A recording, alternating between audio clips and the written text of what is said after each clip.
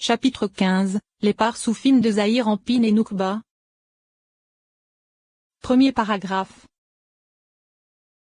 Il nous faut maintenant expliquer le sujet de Zahir Anpin et Noukba, et ensuite nous expliquerons l'aspect de leur seconde gestation qui fut nécessaire pour les cerveaux de Gad-Lut. Le sujet des 4 aspects que sont Israël, Jacob, Rachel et Léa sera également expliqué. Ainsi, nous savons qu'Israël et Jacob sont des aspects de Zahir Anpin, alors que Rachel et Léa sont les aspects de leurs femelles. Cependant, il s'agit nécessairement d'aspects différents les uns des autres. Le sujet en est que le Zahir Anpin mentionné dans le Zohar et dans tous nos ouvrages appelés Israël, et il correspond à l'aspect des 6 séphirotes générales de l'Atsilut qui vont de E Z jusqu'à Yesod. La Noukba de Zahir Anpin c'est Malkout, la 10e des 10 séphirotes générales du monde de l'Atsilut, et elle est également appelée Rachel. C'est pourquoi Rachel est appelée la femme stérile de la maison comme nous le savons. Ainsi, Zahir Anpin et Noukba sont appelés Israël et Rachel. En vérité, Jacob et Léa sont les aspects des rois et des réceptacles d'Abba et Ima provenant des aspects de leur dos et qui tombèrent à l'emplacement de la Noukba de Zahir Anpin,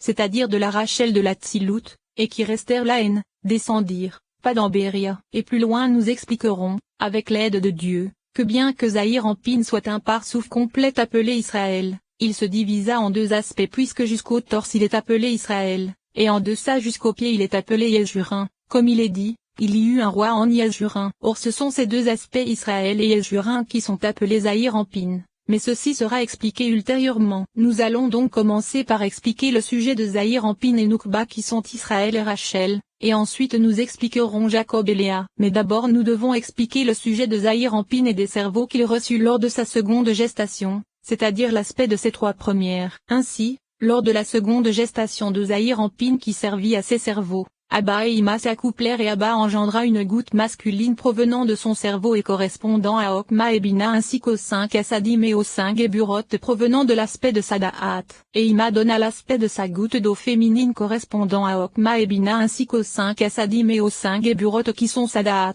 comme nous le savons. Et après cette grossesse, c'est Bouna qui les enfanta, et ils sortirent par Sayezod. Or il a déjà été expliqué que tous ces cerveaux de Zahir Anpin se revêtirent d'abord des Netza, Od et Yesod de Tebouna, puis ils se revêtirent et se propagèrent tous ensemble à l'intérieur de Zahir Anpin. Ceci signifie qu'il a été expliqué dans l'Ivra sur la paracha Zinu, Daf 295, qu'Abba est plus caché et mystérieux qu'Ima. Ainsi, les Netza, Od et Yesod d'Abba se revêtirent également des Netza, Od et Yesod de Tebouna, de telle façon que le cerveau de Okma de Zahir Anpin qui se propagea depuis Abba se revêtit de la Netza d'Abba, alors que le cerveau de Bina de Zahir Anpin qui se propagea depuis Abba se revêtit de la Od d'Abba, et le cerveau de Da'at de Zahir Anpin qui se propagea vers lui depuis la Da'at d'Abba et qui contenait les 5 Assadim provenant de l'aspect du cerveau de la Okma d'Abba ainsi que les 5 Geburot provenant de la Bina d'Abba, se revêtit de la Yesod d'Abba. De la même façon, les 3 cerveaux qui se propagèrent vers Zahir Anpin depuis Ima, c'est-à-dire les Okma,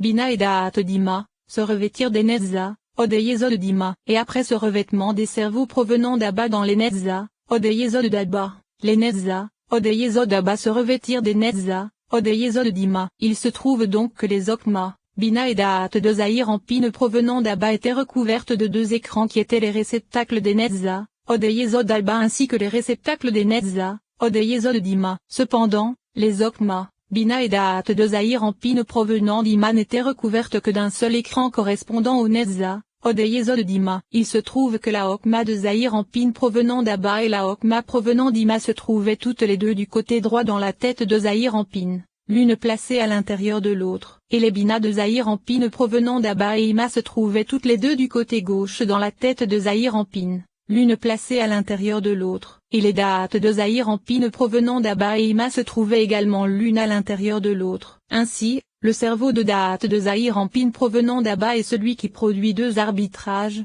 un entre les Okma et Bina provenant d'Abba, et un entre les Okma et Bina provenant d'Ima, bien qu'il se trouve placé à l'intérieur du réceptacle de la Yesod d'Abba alors qu'elle se trouve à l'intérieur des 2 réceptacles de Netza et Od d'Ima comme cela a été indiqué. Il se trouve donc que cette Da'at contient 4 aspects, les aspects des Okma et Bina qu'elle prit des Okma et Bina provenant d'Abba, et les aspects des Okma et Bina qu'elle prit des Okma et Bina provenant d'Ima. Et ce sont ces 4 aspects, qui devinrent les 4 cerveaux, le tout étant appelé Da'at. Les aspects des Okma et Bina qu'elle prit d'Abba devinrent les Okma et Bina se trouvant dans cette Da'at, et les aspects des Okma et Bina qu'elle prit d'Etma devinrent, vis-à-vis des Okma et Bina provenant d'Abba, les Zed et Gebura se trouvant dans cette Da'at. Il se trouve que cette Da'at de Zahir Anpin se trouvant dans la Yesod Abba contenait l'ensemble des 4 cerveaux, Okma, Bina, et Zed et Gebura. Mais l'ensemble ne formait que 3 cerveaux comme nous le savons, car les 5 Essadim et les 5 Geburot ne sont désignés que comme une seule Da'at. Ainsi, elle contenait les 3 cerveaux Okma, Bina et Da'at de façon particulière, mais les 3 étaient appelés Da'at de façon collective. Ceci constitue le secret du verset, l'Éternel est un Dieu de connaissance, car Zahir Anpin possédait 2 Da'at, une provenant de la Yesod Abba et une provenant de la Yesod Dima. Le sujet des cerveaux a donc été expliqué. Second paragraphe.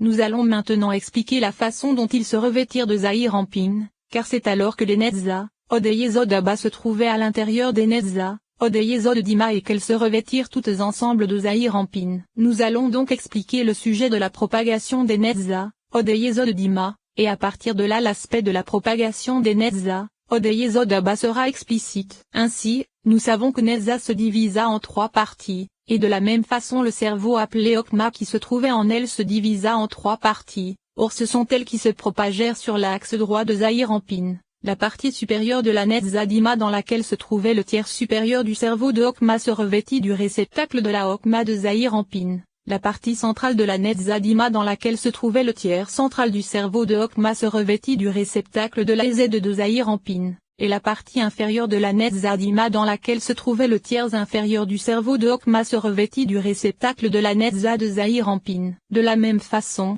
les 3 parties de la Od Dima dans lesquelles se trouvaient les 3 parties du cerveau de Bina se revêtirent de l'axe gauche de Zahir Anpin, c'est-à-dire de ses Bina, Gebura et Od. Et de façon identique, les Netza et Od Abba dans lesquels se trouvaient les cerveaux de Okma et Bina se revêtirent de l'axe droit et de l'axe gauche de Zahir Anpin, à l'intérieur des Netza, Od et Yesod Dima. En vérité, sache que 2 parties de la Netza Dima et 2 parties de la Od Dima se propagèrent sur toute la longueur du bras droit et du bas gauche de Zahir Anpin respectivement, et elles se propagèrent jusqu'à l'extrémité des ongles. C'est de l'intérieur des ongles que cette lumière jaillit vers les 3e parties des Netza et Od Dima, puis pénétra à nouveau et se revêtit du sommet de la hanche droite ou gauche de Zahir Anpin, entre ces parties du corps où se trouvait un espace les séparant et où la lumière pouvait pénétrer comme cela sera expliqué. Et elle se propagea dans tout le corps jusqu'à l'extrémité des pieds. C'est comme si tu imaginais que les mains de Zahir Anpin étaient étendues vers le bas et pendaient le long de son corps, ses ongles arrivant au niveau du sommet des hanches. La lumière intérieure sortirait alors des ongles et pénétrerait à l'intérieur du sommet des hanches. Il en fut exactement ainsi des Netza et Od Abba. En vérité,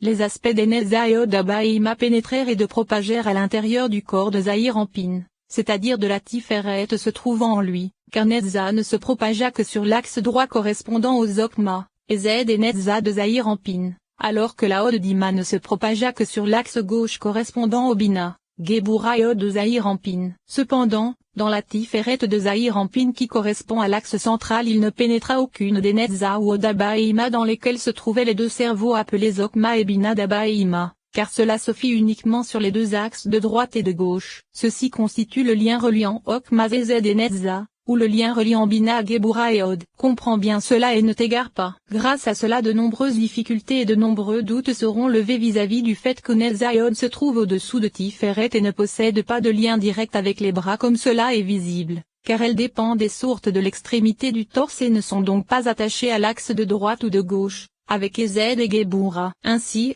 les 2 sortent de l'axe central mais ceci se comprend grâce à ce qui vient d'être indiqué. Tu pourras également comprendre ce que devint la lumière qui sortit de l'extrémité des bras via les ongles, ainsi que l'endroit vers lequel elle se propagea. Si nous disons qu'elle ne sortit pas, ceci semble d'une grande difficulté car la lumière ne se propage pas en vain, mais elle se propage dans les inférieurs pour les éclairer. Et si nous disons qu'elle pénétra à l'intérieur du torse de Zahir Anpin, ceci est impossible d'après ce qui a été indiqué car elle annulerait alors l'aspect des axes et le secret de la droite, de la gauche et du centre. En vérité, il faut savoir pour quelle raison il en fut ainsi, car nous voyons bien que l'axe central se propage en ligne droite et sans interruption, alors que les 2 axes de droite et de gauche s'interrompent entre Z et Netza et entre Gebura et Od puisque les bras sont séparés des cuisses. Ainsi les axes ne sont pas ininterrompus. Afin d'établir tout cela, nous devons expliquer ce que sont les ongles de l'homme, ainsi que le sujet des écorces et des forces extérieures dont nos maîtres de mémoire bénis ont dit qu'elles se nourrissent des ongles.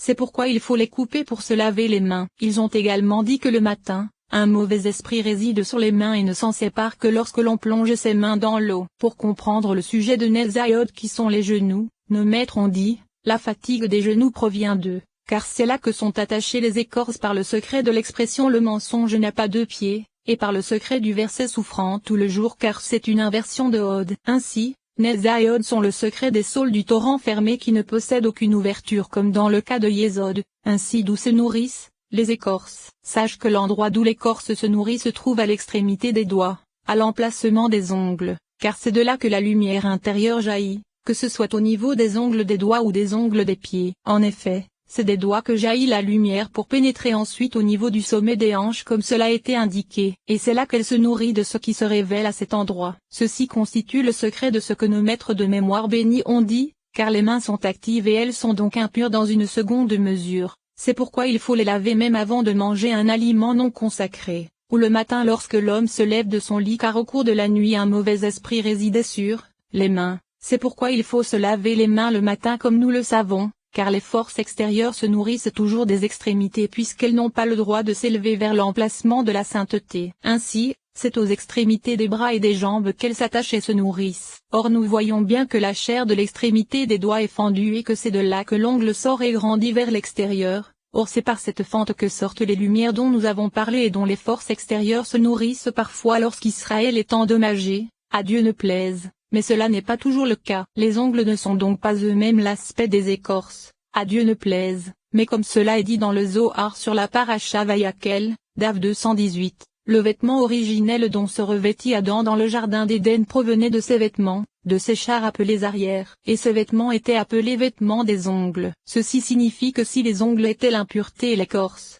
à Dieu ne plaise, à quoi servirait de se laver les mains? En effet, l'impureté serait constamment attachée à l'homme. En vérité, les ongles sont un vêtement pur et limpide, cependant il est de nature dure. C'est ce qu'il est dit dans la paracha Teruma, Dav 141, lorsque le temple fut détruit, il ne le fut qu'à partir de l'autre côté, lorsque le cerveau fut enfermé.